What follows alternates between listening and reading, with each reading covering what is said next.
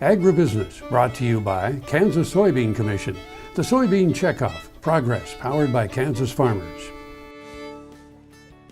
Good morning and welcome back to the show. We're at the 2012 Kansas Agri-Retailers Expo here in Wichita. It's a lot to get out, Dalton. I got to do it several more times today. So thanks for joining us. Good to see you. Absolutely. Thanks for having us on. We do a little bit of traveling, especially this time of year. Yeah. Let's talk about the condition of the crops. I know this fall's been a little drier than maybe last fall, but we did get some early moisture. Has that helped out? I think that the moisture that we've gotten in the areas where they've gotten it has definitely helped the wheat crop out. I think going into this fall, a lot of folks were really concerned about the wheat crop after seeing the conditions that most of the summer crops ended up across the state of Kansas this year. We had a lot of failed corn and soybean and sorghum acres. So we did have a lot of wheat that went in a little bit more timely fashion this year than maybe what we've had for the last couple of years, because farmers were able to go ahead and shift some of those summer crop acres over and go ahead and plant wheat in a few of those places. But like you mentioned, lack of moisture this fall has certainly been concerning. I think from our perspective, where we were about the second week in November, we had 92% of the wheat crop rated as being emerged. So although the crop may still be rated a little bit poorer than we'd like, seeing that it's at least out of the ground is definitely a positive step forward for us right now. Acres up?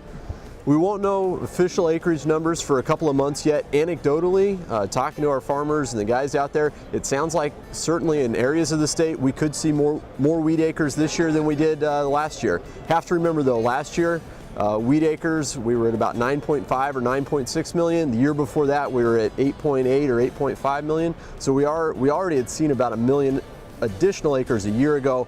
Any increase this year is going to come on, turn that into about a 2-year bump up in acres. Well, you think about it, I mean, harvest was so early this year. It was a perfect storm, I guess, for wheat to be able to get in, those farmers to get in and get that stuff planted earlier. It really was, and I think that early planting in some areas of the state, I think folks are a little nervous because that wheat's up, it's really tillered out well, it's starting to run a little bit short on moisture, and right now if you get too much growth on it in the fall, that starts to use up moisture that you might be using in the spring otherwise. But I think for the dry conditions that guys had, they were pretty excited to be able to get that crop in the ground just a little bit earlier in a lot of cases this year. Wheat Innovation Center, we've got about a minute and a half here before we throw it to commercial break. Wheat Innovation Center, extremely exciting. This will probably air about the time you guys move into your building, which will be December the 3rd. Yep. Exciting, very exciting. It really is. We're hoping to be up and running by around that first week of December or thereabouts. Just kind of as a quick reminder for everybody, that's the Wheat Innovation Center is really a 3-part complex. It's about 10,000 square feet of office space that'll house the Kansas Wheat Commission, the Wheat Growers Association, the Kansas Wheat Alliance, which is the commercialization arm for K-State wheat varieties, Kansas Foundation for Ag in the Classroom, and a couple of others.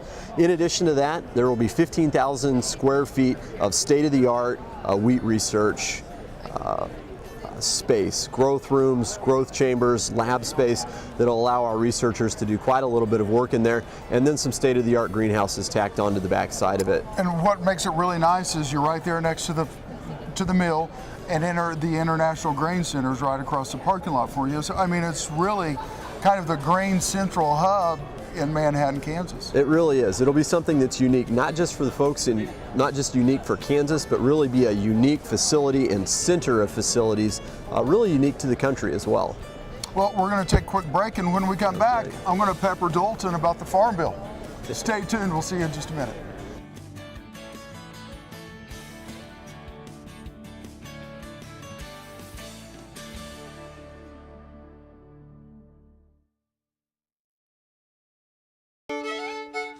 Agribusiness brought to you by Tarwater Farm and Home.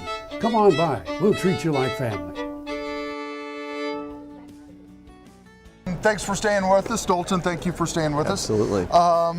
You and I have spent a lot of time talking about the Farm Bill, and for some reason we can't get any answers on the Farm Bill. Will we ever get a Farm Bill? I think that we certainly will get a Farm Bill one day. It does seem, when you mentioned that we've done a lot of these interviews, I think we probably started these almost a year and a half ago at this point, when we look at where we were last fall with the super committee process that was supposed to solve this fiscal cliff that we're coming up on now that everybody's talking about after the election. Really pretty concerning, I think, for a lot of folks from a number of different reasons. But at that point, we were talking about trying to get a farm bill done in an incredibly shortened time frame and trying to slip it into that super committee process. That, of course, didn't work out. We went through where we've been for the past 9 months or so has been more of a quote-unquote normal process for writing a bill. Working that bill through the Senate Ag Committee, working a separate bill through the House Ag Committee. Quick reminder, this past June, the Senate did pass their bill out of committee. They passed it across the floor of the Senate with a few amendments, some of those positive, some not quite so positive, in our view, at least for America's farmers and producers. But the Senate did get that done. House came back this summer. The House Ag Committee was able to pass a bill out structurally very similar to the Senate bill. It did take a little bit deeper cuts, particularly to nutrition programs, for example. That's gotten some amount of pushback from Democrats. It's gotten pushback from more conservative Republicans for not going far enough to cut nutrition programs. Quick reminder that nutrition spending is getting to be almost 80% of the farm bill right now. So a lot of folks see that as really being a significant area for reform. That's where we're at today. After the election, not much changed. Democrats still have the White House, still have the Senate. Actually, they picked up a few seats in the Senate, and Republicans still have a firm grip on the House of Representatives. And so as we go forward, it's going to be a fairly short lame duck session, which is really going to be our best opportunity to get a 5-year farm bill done this year. Well, let me ask you about the nutrition programs. Is that good for farmers? I don't know that that's my place to make a judgment whether nutrition programs are good for farmers or not. I think the traditional wisdom around keeping nutrition programs and the farm programs tied together in one bill is that there are so few rural legislators out there or farm-based legislators, and I think that that's a trend of decline that we've continued to see. So you partner two things that are very closely related into a farm bill. The urban legislators have a reason to come to the table and work on that farm bill because of the food and the nutrition spending. And it's not just food stamps, it's also school lunch program, it's the WIC program, several of those. And then the farm, state, and the rural legislators have a reason to come to the table because they need to be there for their farm programs.